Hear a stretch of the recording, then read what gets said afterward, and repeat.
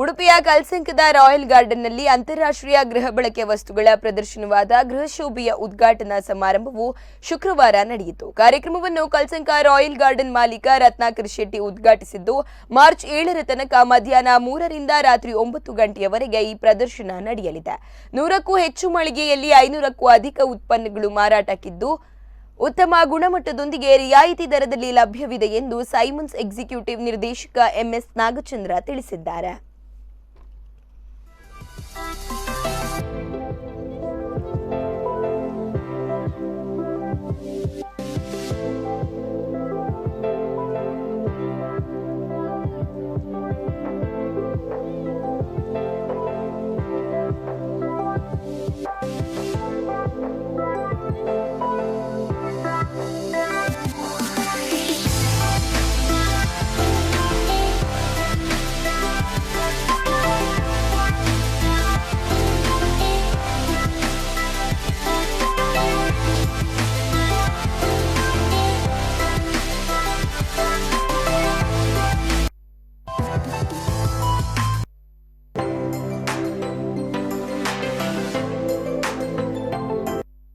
ಉಡುಪಿಯಲ್ಲಿ ಕಳೆದ 25 ವರ್ಷಗಳಿಂದ ಕರ್ನಾಟಕದ ಎಲ್ಲ ಜಿಲ್ಲಾ ಕೇಂದ್ರಗಳಲ್ಲಿ ಈ ಒಂದು ಗೃಹ ಶೋಭೆ ವಸ್ತು ಪ್ರದರ್ಶನವನ್ನು ಆಯೋಜಿಸಿಕೊಂಡು ಬರ್ತಾ ಇದ್ದಾರೆ.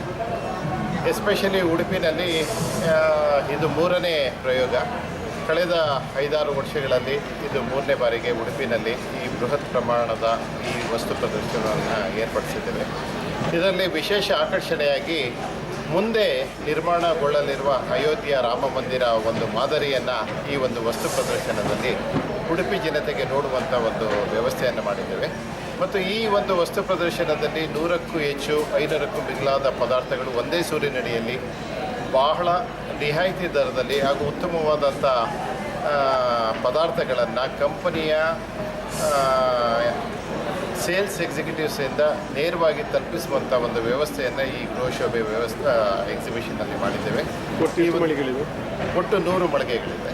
ಈ ಒಂದು ವಸ್ತು ಪ್ರದರ್ಶನ ಪ್ರತಿದಿನ 10 ದಿನಗಳ ಕಾಲ ಇಂದಿನಿಂದ ಮಾರ್ಚ್ 7ರವರೆಗೆ ಮಧ್ಯಾಹ್ನ 3ರಿಂದ ರಾತ್ರಿ 9ರವರೆಗೆ ಉಡುಪಿ ಜನತೆಗೆ ಇದನ್ನು ತೆರೆದಿಡಲಾಗಿರುತ್ತದೆ. ಮತ್ತು ಈ ವಸ್ತು ಪ್ರದರ್ಶನಕ್ಕೆ ಭೇಟಿ ಕೊಟ್ಟು ಉಪಯೋಗ ಪಡ್ಕೊಳ್ಬೇಕಂತೇಳಿ ಸೈಮನ್ ಎಕ್ಸಿಕ್ಯೂಟಿವ್ಸ್ ಪರವಾಗಿ ಕೋರಿಕೊಂಡು ನಮ್ಮ ಜಾಗದಲ್ಲಿ ಮಾಡ್ತಾ ಇದ್ದಾರೆ. ಅದು ಒಳ್ಳೆಯ ರೀತಿಯಲ್ಲಿ ಈ ಕೊರೋನಾದಿಂದಾಗಿ ಈಗ ಜನರಿಗೆ ತುಂಬ ತೊಂದರೆ